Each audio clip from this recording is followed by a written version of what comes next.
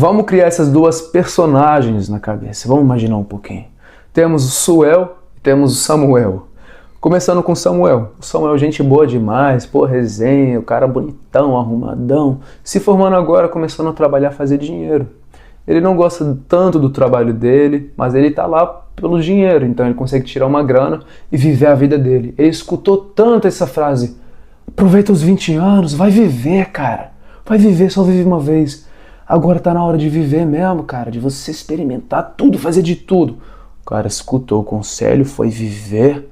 O cara trabalha pra tirar uma grana, gasta nas festas, acorda de ressaca. O cara pula de um relacionamento pro outro porque, só vive uma vez, né? Pô, tô bonitão, tô arrumadão, deixa eu viver, aproveitar aquilo que eu tenho agora, depois vou arrumar minha vida, entrar num casamento, construir uma família, só depois. O cara entra num relacionamento, se apaixona, se entrega tanto, depois termina, coração dele partido, bebe 1, 2, 3, 4, 5, 6, 10 cervejas, vai pra uma festa, sai com outras meninas também pra esquecer da ex dele que ele tava apaixonado. Depois se sente perdido um pouquinho, mas tudo bem. Ele vai trabalhar no trabalho que ele não gosta, se perde, fica lá fazendo aquilo sem vontade nenhuma, mas sabendo que ele precisa do dinheiro e repete a vida dele. Vai viajar, gastar todo o dinheiro dele sem guardar nada. Vai conhecer uma pessoa legal, se apaixona de novo, coração partido de novo, depois volta para a mesma corrida de rato, sem fim. Para onde que ele vai chegar? Ele não sabe, ele não tem propósito, não tem visão desse futuro. Ele nem tá cuidando desse presente para chegar no futuro que ele quer. Mas enfim, o Samuel tá triste, o Samuel tá perdido. Mas chegará uma hora para ele que ele vai encontrar o propósito da vida dele. E ele vai entender que isso tudo aqui não vale a pena viver. Mas no outro lado tem um Suel. Suel, gente boa demais também. Tá nos 20 anos, se formando agora. O cara entendeu que ele realmente, até o trabalho dele tem que ter um propósito, tem que ter um sentido. Ele se formou, tá trabalhando com algo que faz ele se sentir realizado, que faz parte do propósito dele. Ele coloca Deus no centro da vida dele, por isso que tudo que ele faz sentido. O trabalho até que ele faz não só traz para ele o dinheiro realmente é um resultado bom, é uma consequência, mas faz ele sentir que ele está vivendo algo profundo dessa vida. Ele tira um dinheiro, guarda um dinheiro para construir uma família futuramente. Está solteiro, mas ele quer construir uma família, quer uma mulher que divide, que constrói uma família de propósito junto com ele. Por isso que ele mesmo, sentindo carente de vez em quando, todo mundo está namorando ao redor dele, mas ele aguarda, ele está esperando em fé. Ele tem essa visão do futuro, da família que ele quer, por isso que ele está aguardando uma pessoa decente, uma pessoa que tem o mesmo propósito. Ele não se sente perdido, ele tem um propósito, ele está focado nesse propósito, ele está cada vez mais se sentindo mais realizado, andando para um alvo que está na frente. Legal essas histórias, né? Samuel e Suel representam uma personagem só, que sou eu. Meu nome é Suel, por isso que eu venho com esses dois nomes. Eu já fui chamado de Samuel, falando que eu tenho cara de Samuel, e já fui chamado de Suel. Mas enfim, bem-vindo no meu canal, meu nome é Suel. Vim te dar umas tapas na cara, umas reflexões, uns estudos bíblicos para fortalecer sua visão sobre a sua vida. Mas você provavelmente também já ouviu essa ideia, você está nos seus 20, talvez menos, talvez mais, já ouviu isso. Vai viver um pouquinho, tá nos seus 20 anos, relaxa, depois você pensa em construir família, guardar dinheiro. Vida cristã vai te impedir de viver, cara, você está preso nisso, sério, não vale a pena. Você vai se arrepender de não ter vivido. Às vezes você até fala isso para si mesmo. Eu já tive essas dúvidas, já tive esses pensamentos. Será que vale a pena eu cuidar tanto da minha vida espiritual, do meu relacionamento com Deus? Será que vale a pena abrir a mão das minhas vontades muitas vezes, que não convém mais com meus princípios? Será que vale a pena escolher relacionamentos profundos, aguardar até para encontrar um relacionamento bem profundo, e não aceitar qualquer coisa rasa e vazia que não se encaixa no meu propósito? Mas teve algo que fez eu ignorar essa voz. A visão do futuro. Nietzsche, não sei se fala o nome dele assim, mas ele fala: quem tem um porquê para viver aguenta quase qualquer como. O sentido que você faz agora nesse momento vem do resultado futuro, da direção que você está construindo. Então, sem visão do futuro, o seu presente está perdido. Você vive sem alvo, sem propósito, e vira simplesmente uma corrida de rato, igual o caso do nosso querido Samuel. E Viktor Frankl, no livro dele que eu amo, que eu tô comendo esse livro para tirar mais e mais e mais estudos dele, mais reflexões, Em Busca de Sentido, ele é um psicólogo que estava preso no campo de concentração na Primeira Guerra Mundial. E ele observou que teve muitos prisioneiros que perdiam a visão do futuro.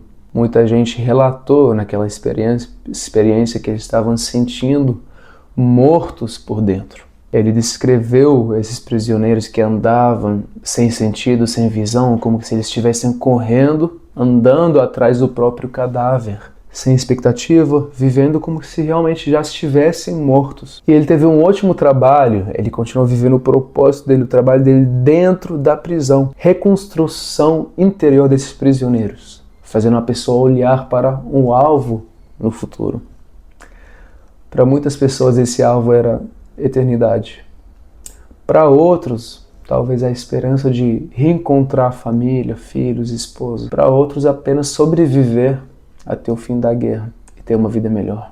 Então a conclusão de tudo isso que ele falou foi que o ser humano não sobrevive sem sentido. E o sentido sempre aponta para o futuro, nunca para o passado. E se a gente for para a Bíblia agora, a gente ouve muitas vezes sobre não pensar muito no futuro, porque isso gera ansiedade, não andem ansiosos, né? Eu recomendo você anotar os versículos se você não quiser abrir a Bíblia, para você depois meditar no seu tempo, mas começando com Mateus 6, versículo 25, ele fala para você não andar ansioso pela sua vida. Depois ele fala no versículo 34, contudo o Pai Celeste nos sustenta. Então, Deus cuida, o amanhã trará seus próprios cuidados. Filipenses, o Paulo diz também, não andar ansioso. Porque realmente, pensar exageradamente no futuro gera essa ansiedade.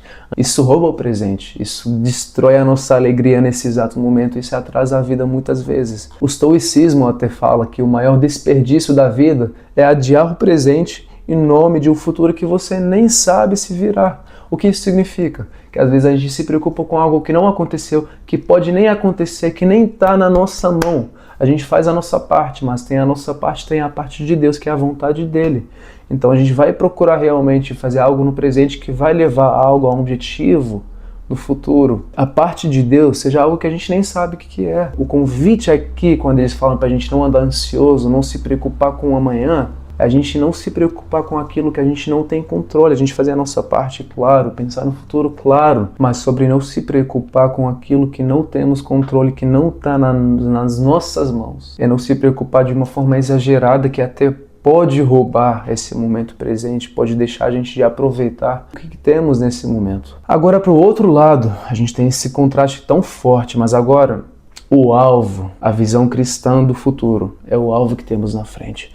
Filipenses, quando Paulo estava preso, ele escreveu essa carta. Ele fala sobre correr atrás do alvo. Ele estava preso, mas ele estava mantendo o foco no prêmio da vida cristã, que é a eternidade, que ter a presença de Deus, que se conectar cada vez mais com Deus, se tornar cada vez mais semelhante dele. Deixando o que ficou para trás, vivendo para o futuro eterno. Ele fala sobre isso em Filipenses 3, versículo 12 até 14. Anota aí. Depois Hebreus 11, por 39. Essas passagens de Hebreus falam muito sobre os heróis da fé, sobre as personagens marcantes na Bíblia, que não viram uma promessa cumpridas na vida deles nessa terra, mas mesmo assim obedeceram. Eles viveram a vida deles focados no alvo. Cada ato, cada decisão, atitude que eles viveram contribuíram para a história da vinda de Jesus Cristo, para a história da salvação. Então eles não viram aquela promessa, mas mesmo assim, tudo que eles viveram fizeram parte dessa Bíblia. Essa Bíblia inteira que está focada na salvação através de Jesus Cristo. Então tudo isso que eles viveram apontou para o alvo que era Jesus Cristo, que continua sendo Jesus Cristo. Então a gente vai viver muita coisa sem ver o resultado aqui. Mas a gente precisa olhar para esse alvo final. A gente precisa procurar nos tornar cada vez mais parecidos com Ele e até encontrar Ele nos céus. Até aquele momento de se encontrar com Deus, com Jesus nos céus. E em Romanos, o Paulo fala de novo, o presente pode ser difícil, você pode estar passando por essas dificuldades no presente, mas comparado ao futuro, isso não vale nada. O futuro vale infinitamente mais, a eternidade vale infinitamente mais. A visão do futuro gera essa esperança nos nossos corações, e essa esperança sustenta, fortalece e dá energia para suportar o presente com as dificuldades dele, com os sofrimentos dele, com as dúvidas dele, com os desertos e as tempestades. O futuro realmente é o que dá sentido para o presente. A esperança do que realmente é por vir dá força para suportar as lutas desse momento do presente. E a eternidade dá direção para a gente caminhar. O foco no alvo dá o propósito para a nossa vida. E a Bíblia traz esse equilíbrio perfeito sobre realmente a gente ter alvo para o futuro, mas também não ter essa ansiedade que pode roubar o presente de nós. A gente fazer a nossa parte que vai levar a gente nesse alvo de nos tornar cada vez mais semelhantes com Jesus até encontrar Ele nos céus. Mas não se preocupar com aquilo que a gente não tem controle, que pode até não acontecer. A gente fazer a nossa parte e entregar o resto na mão de Deus. Então sim, a gente precisa ter um futuro para olhar, uma visão do futuro para olhar. A gente precisa ter um alvo para caminhar, esperança para suportar o presente, mas também paz para viver esse momento, hoje e agora. E que a gente consiga se tornar cada vez mais semelhantes a Cristo, com coração que agrade a Deus cada vez mais. Coração segundo o coração dele, viver uma vida segundo o coração de Deus, assim como Davi vivia uma vida segundo o coração de Deus, tinha um coração segundo o coração de Deus.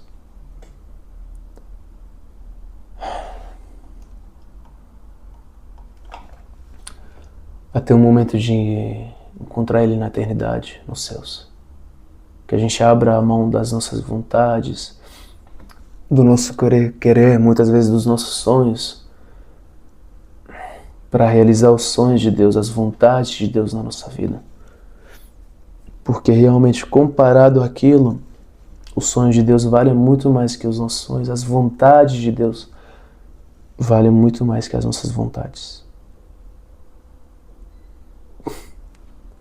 É isso, meu amigo. Espero que esse vídeo meio que mude a sua visão, abra os seus olhos de alguma forma. E